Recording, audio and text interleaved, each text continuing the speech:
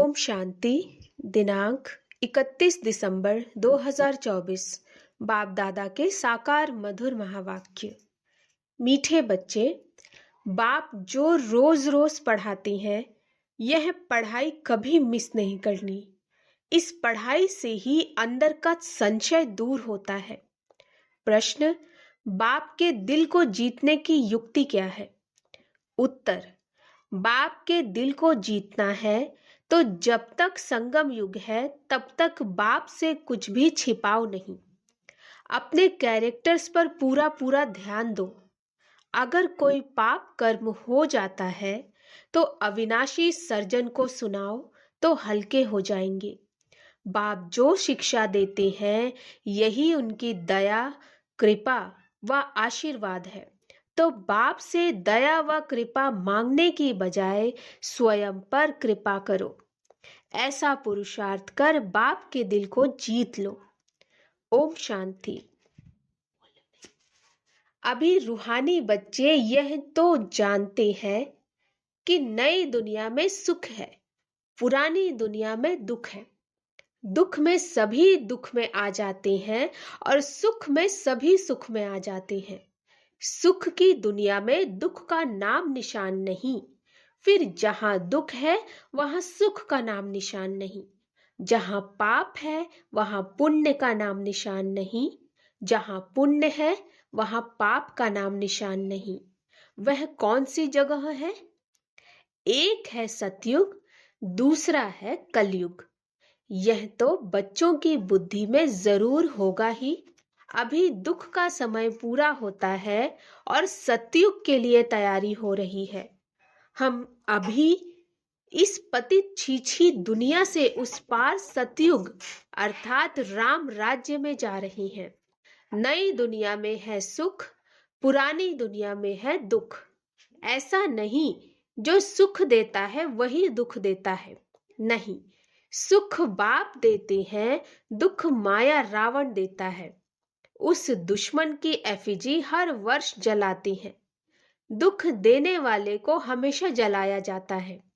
बच्चे जानते हैं जब उसका राज्य पूरा होता है तो फिर हमेशा के लिए खलास हो जाता है। 5 विकार ही सबको आदि मध्य अंत दुख देते आए हैं।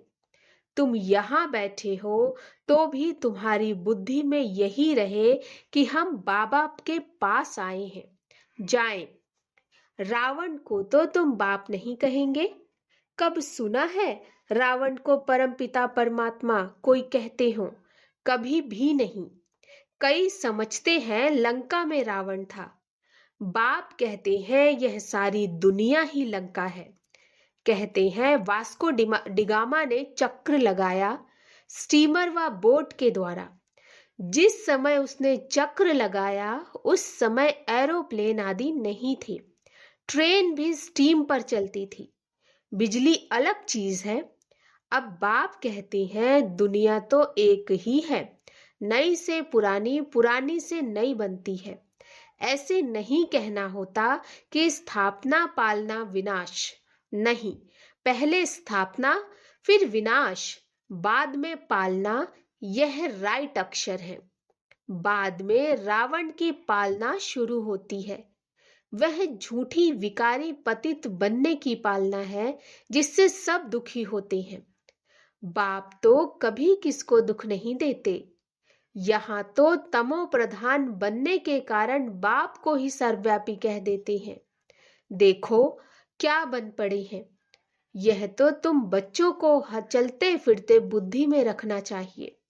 है तो बहुत सहज, सिर्फ अल्फ की बात है। मुसलमान लोग भी कहते हैं उठकर अल्लाह को याद करो।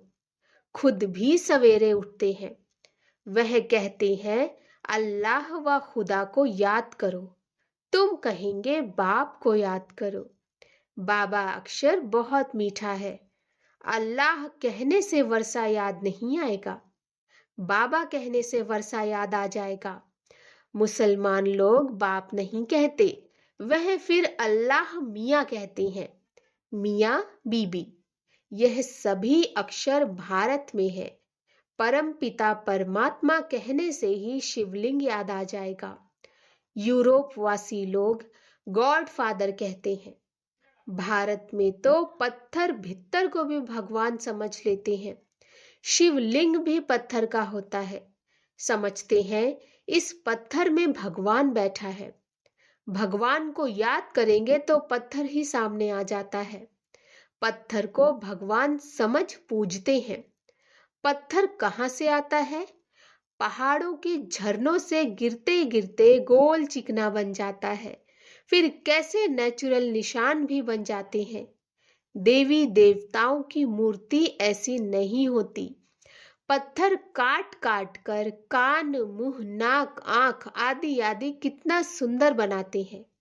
खर्चा बहुत करते हैं। शिव बाबा की मूर्ति पर कोई खर्चे आदि की बात नहीं। अभी तुम बच्चे समझते हो हम सो देवी देवता चैतन्य में खुद बन रहे हैं। चैतन्य में होंगे तब पूजा आदि नहीं होगी। जब पत्थर बुद्धि बनते हैं तब पत्थर की पूजा करते हैं। चैतन्य है तो पूज्य है। फिर पुजारी बन जाते। वहां ना कोई पुजारी होते, ना ही कोई पत्थर की मूर्ति होती है। दरकार ही नहीं। जो चैतन्य थे उनकी निशानी यादगार के लिए पत्थरों की रखते हैं। अभी इन देवताओं की कहानी का तुमको मालूम पड़ गया है कि इन देवताओं की जीवन कहानी क्या थी। फिर से वही रिपीट होती है। आगे यह ज्ञान चक्षु नहीं था तो जैसे पत्थर बुद्धि थे। अभी बाप द्वारा जो ज्ञान मिला है, ज्ञान एक ही है, परंतु उठाने वाले नंबरवार है। तुम्हारी रुद्रमाला भी इस धारणा के अनुसार ही बनती है। एक है रुद्रमाला, दूसरी है रुण्डमाला। एक है ब्रदर्स की, दूसरी है ब्रदर्स और सिस्टर्स की। यह तो बुद्धि में आता है। हम आत्माएं बहुत छोटी छोटी बिंदी मुआफिक हैं। गायन भी है। भ्रकुटी के बीच चमकता है अजब सितारा।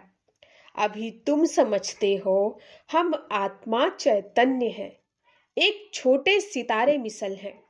फिर जब गर्भ में आते हैं तो पहले कितना छोटा पिंड होता है, फिर कितना बड़ा हो जाता है। वही आत्मा अपने शरीर द्वारा अविनाशी पाठ बजाती है। इस शरीर को ही फिर सब याद करने लग पड़ते हैं। यह शरीर ही अच्छा बुरा होने कारण सबको आकर्षित करता है।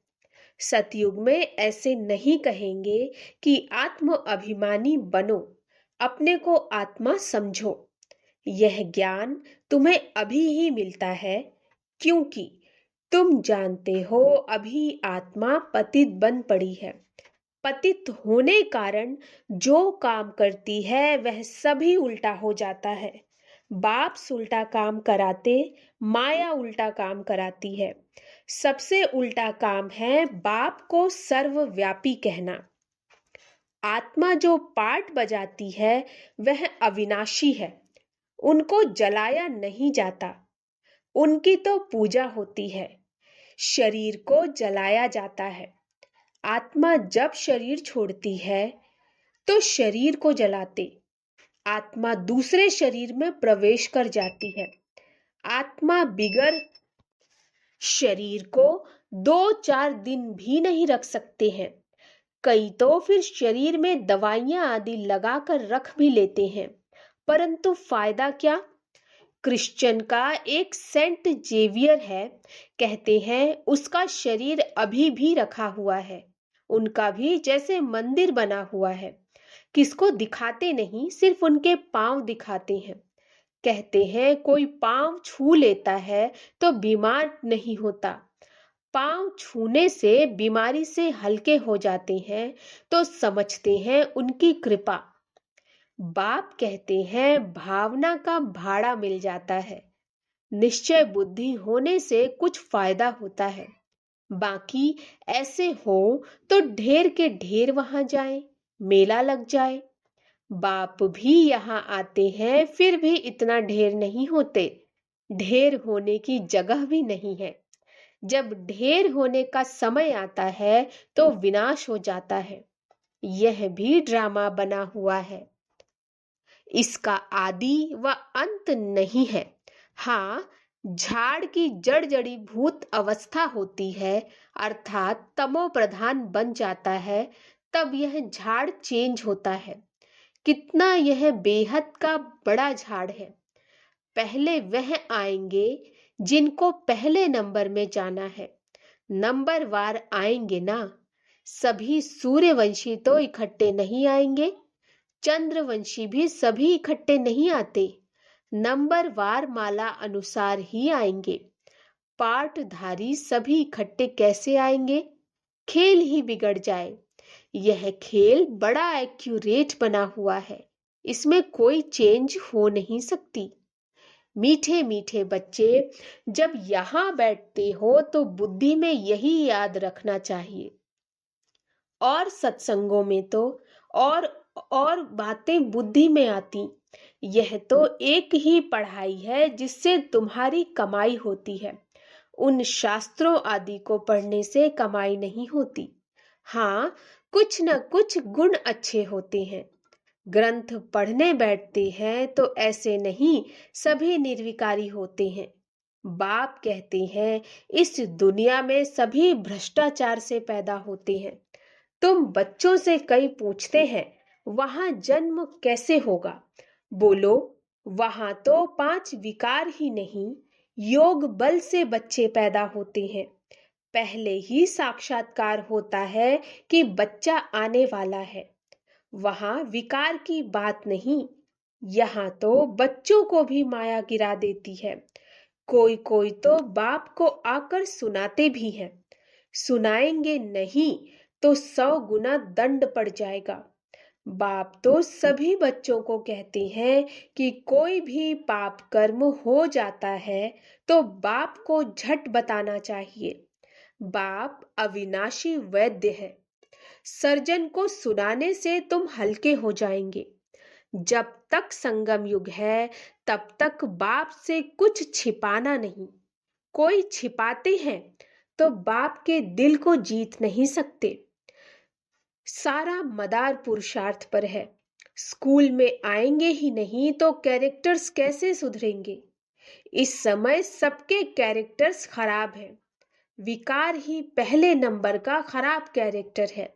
इसीलिए बाप कहते हैं, बच्चों, काम विकार तुम्हारा महाशत्रु है।